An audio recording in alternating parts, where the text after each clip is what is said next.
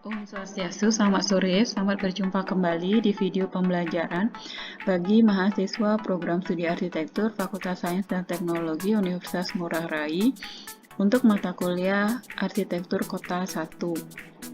Jadi, kali ini Arsitektur Kota 1 akan membahas sedikit mengenai bentuk-bentuk kota yang umum ada di dunia ini. Setelah sebelumnya kalian mengetahui tentang teori perancangan perkotaan, tentang bagaimana perkotaan itu bisa dibuat lebih teringat oleh penikmatnya, peta mental dan lain sebagainya dengan image of the city, kalian juga tahu akan bentuk-bentuk perkotaan. Jadi kota itu punya pengertian tergantung dari siapa yang memberikan pendapat.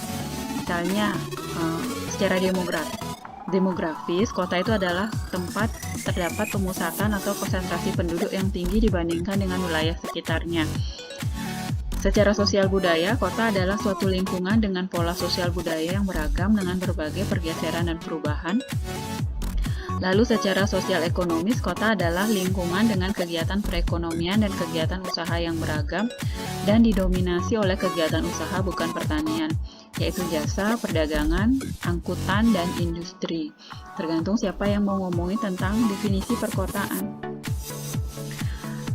Fisik, kota itu adalah lingkungan, terdapat tatanan lingkungan fisik yang didominasi oleh struktur binaan. Secara geografis, kota merupakan lingkungan yang menempati lokasi yang strategis secara sosial, ekonomis, dan fisik pada suatu wilayah. Secara politis administratif, kota adalah wilayah dengan batas kewenangan pemerintahan yang dibatasi oleh batas wilayah administratif kota. Jadi perkotaan umumnya di Indonesia itu berdasarkan pengertian yang terakhir, yaitu secara politis administratif. Makanya di Indonesia itu secara jelas batas-batas kota itu ditentukan oleh peraturan. Apa itu wilayah perkotaan? Wilayah perkotaan adalah suatu kota dengan wilayah-wilayah pengaruhnya. Jadi Denpasar punya wilayah-wilayah kecil yang mempengaruhi kota Denpasar dan saling mempengaruhi wilayah tersebut.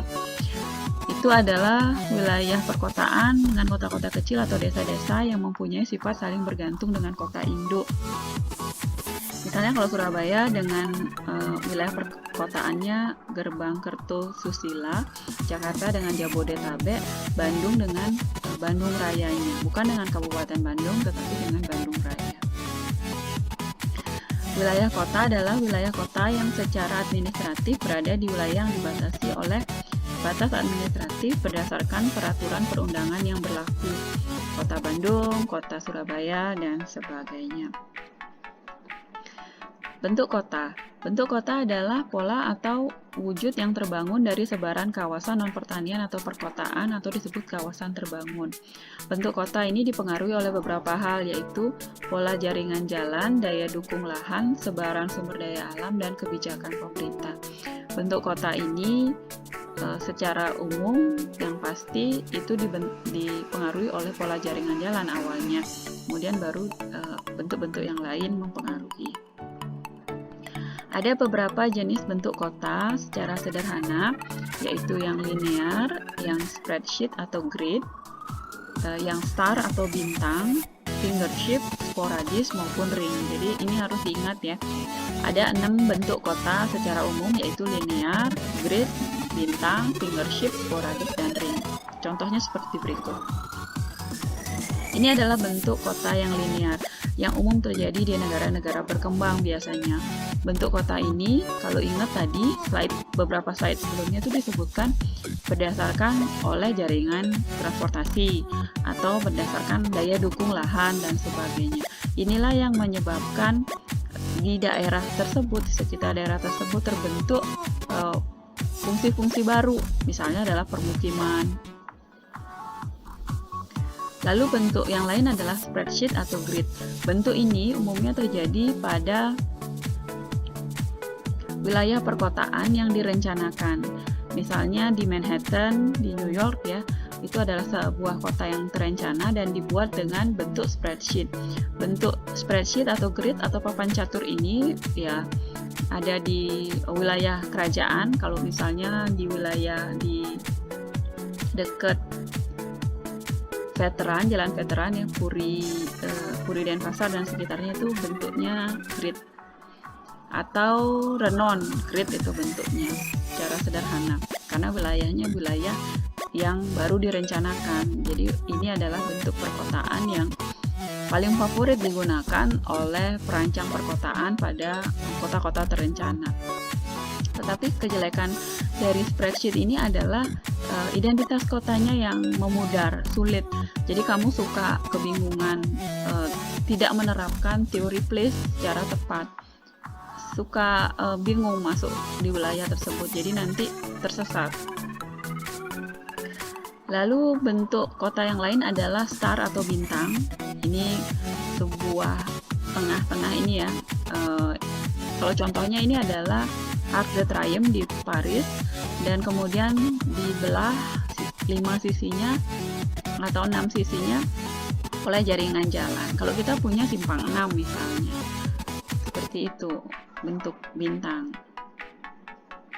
Lalu ada fingership. Fingership ini mirip seperti star, tetapi yang membedakan itu adalah adanya batasan tertentu di satu sisi sehingga tidak membiarkan kota itu berkembang lebih lanjut, sehingga perkembangannya pada salah satu sisi saja, tapi bentuknya juga masih menjalar seperti ini. Fingership seperti jari ya.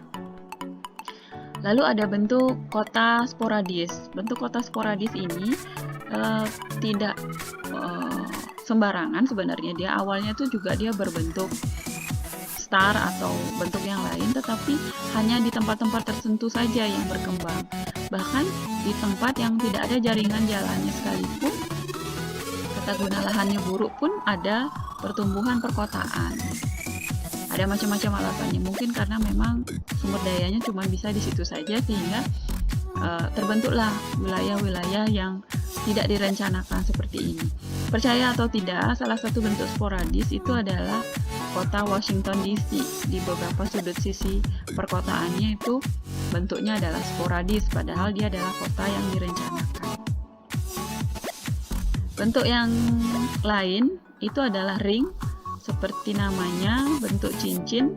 Jadi dia melingkar, kemudian di tengah-tengahnya kosong, lalu di sekitar-sekitarnya, di luar-luar perkotaannya itu muncullah jaringan jalan. Struktur kota. Struktur kota adalah pola atau wujud terbangun dari sebaran kegiatan perkotaan atau komponen pembentuk kota. Struktur kota dipengaruhi oleh beberapa hal, yaitu pola jaringan jalannya, daya dukung lahannya, sebaran sumber daya alam, hubungan fungsional antar kegiatan, atau kebijaksanaan pemerintah. Macam-macam yang membentuk struktur kota. Berbeda dengan bentuk kota yang tadi ya. Jenis struktur kota. Struktur kota itu ada konsentris, sektoral, dan multinuklear. Ini sepertinya sudah saya sampaikan minggu lalu pada presentasi saya, silahkan dicek lagi mengenai apa itu struktur kota konsentris, struktur kota sektoral, ataupun struktur kota multinuklear. Ini contohnya struktur kota konsentris. Struktur kota konsentris yang ditemukan oleh Burgess itu menyatakan bahwa perkotaan itu seperti kulit bawang, jadi selapis demi selapis. Yang di tengah-tengah intinya itu adalah kawasan pusat bisnis, kemudian ada perdagangan dan manufakturingan di sisi luarnya, lalu lebih jauh itu adalah permukiman kelas rendah, kemudian ada permukiman kelas menengah, dan yang paling luar itu adalah permukiman kelas atas. Ini struktur kota konsentris.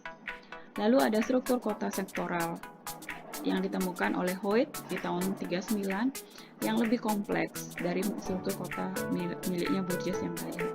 Jadi dia membagi kawasan struktur kota, di tengah masih adalah kawasan bisnis, tetapi di sekitar pusat bisnis itu ada perdagangan dan manufakturingan, juga ada permukiman kelas rendah, dan masih ada permukiman kelas menengah yang langsung berhubungan dengan kawasan pusat bisnis. Juga ada permukiman kelas atas yang datang dari jauh. Yang tidak berhubungan sama sekali itu adalah sebagian dari permukiman kelas rendah. Jadi terbagi ya, habis. Lalu ada struktur kota konsentris yang dikeluarkan oleh Mann. Ini juga mirip dengan struktur kota konsentrisnya Burgess, tetapi dengan sedikit penambahan. Jadi ada struktur kotanya masih ada pusat kota, zona transisi, perumahan sebelum Perang Dunia dan sesudah Perang Dunia, kemudian ada permukiman pengelaju. Tetapi di sekitar mereka juga ada sektor pekerjaan untuk kelas menengah, menengah bawah, bawah, dan pekerja bawah. Mereka dibawa keluar dari kota. Dan ini adalah struktur kota yang termasuk yang terbaru, yaitu multinuklei, yang ditemukan oleh Ullman dan Harris. Jadi struktur kota itu ada pusat bisnis, kemudian ada grosir dan manufakturingan, permukiman kelas bawah, kelas menengah, kelas atas yang lebih jauh dari pusat bisnis, lalu ada kemudian ini ada kelas berat, manufaktur berat, ada kawasan usaha tepian dan tepian kota. Lalu ada struktur kota kolonial di Indonesia. Ini juga sudah saya sampaikan bahwa struktur kota kita akibat penjajahan itu terbentuk ya. Ada yang di kawasan dataran ataupun yang di pinggir sungai besar. Yaitu seperti ini, dibelah oleh jalan utama ya. Kemudian di sekitarnya adalah kota dengan ciri pedesaan.